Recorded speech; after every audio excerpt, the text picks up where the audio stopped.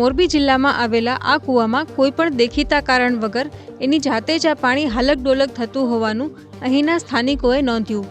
જય માતાજી મિત્રો, સ્વાગત છે આપણા આજના નવા વિડીયોની અંદર. તો આજે આપણે વાત કરવાના છીએ ગુજરાતનો ટ્રેન્ડિંગ ટોપિક. તો આપણે મોરબીની અંદર જે કૂવો છલકાય છે, બધા કોઈ ચમત્કાર થાય છે, તો આપણે એનું શું કારણ છે, એ શેના કારણથી થાય છે, એ બધું આપણે આજના વિડીયોમાં જાણવાના છીએ. તો આ કોઈ મને તો એટલી બધી ખબર પડતી નહીં, પણ આપણે AI દ્વારા ફૂલ માહિતી સમજવાના છીએ.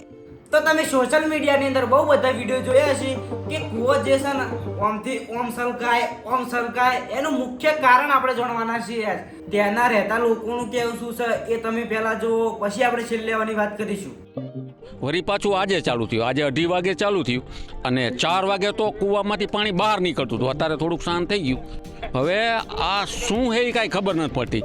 આ તંત્ર એટલે આ વૈજ્ઞાનિક જે કાંઈ આની સંશોધન કરે બાકી છે કાંઈ ભૂત પ્રેત એ મારું કહેવાનું નથી થતું. પણ આજુબાજુના 2-3 કૂવા અમે તપાસ્યા, અત્યારે તપાસ્યા. આજ 2:30 વાગ્યા પછી 4-5 જણા થઈ અને આજુબાજુના કૂવા તપાસ્યા કે બધાય કૂવા શાંત. આ એક જ કૂવામાં આ ઘટના છે. આ કૂવાનું પાણી ઇમદમ કઈ રીતે છલકાય છે, તે લોકો આજુબાજુના કૂવા ચેક કર્યા, બધા કૂવાઓ શાંત હતા અને એક આર્યો એકલો કૂવો હતો જે છલકાતો હતો.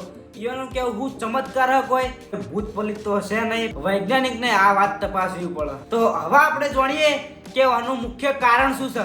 હવે સમજો કે આ થાય કેવી રીતે.